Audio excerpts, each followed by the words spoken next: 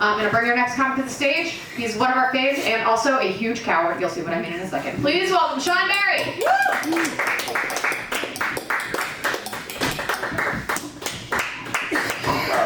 Yeah. Oh yeah, that's right. How we doing QED? Oh my God, I really thought more people would be dressed up tonight. This was a huge miscalculation on my part. It turns out I'm the only one that's a little festive, apparently. So I'm just do this.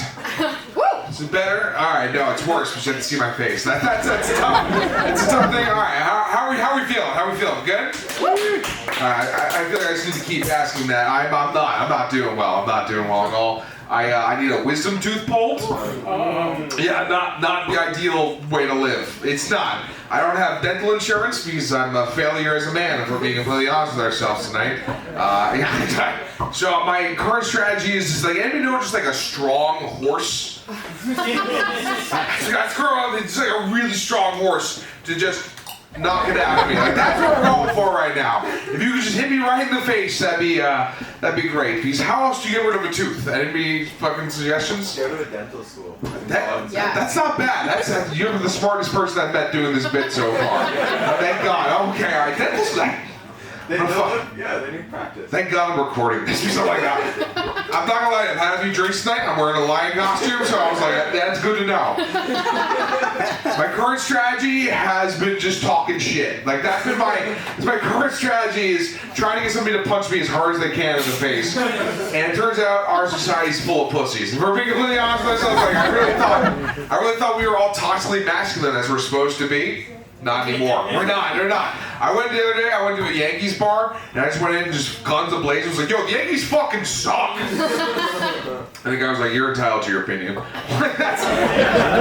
I was like, oh, what's going on? I went up to a guy, he's like, oh, who dressed you today? Your ugly mother? And he's like, hey man, where's this pain coming from?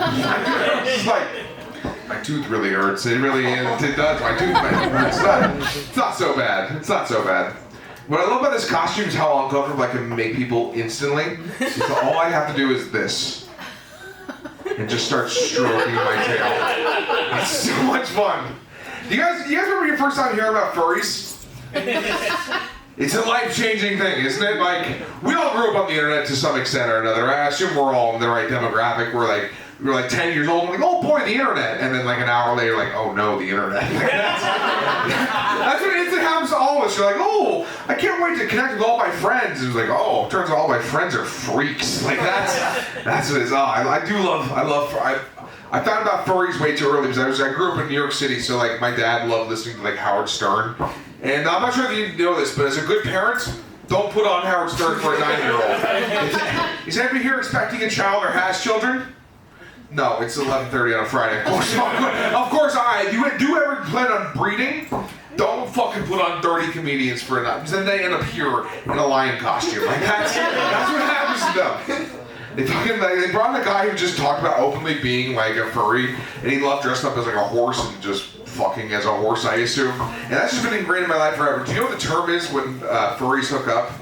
It's called yiffing. I don't have a joke for that. I just wanted to ruin your nights. Honest to God, that was my entire planning and thinking.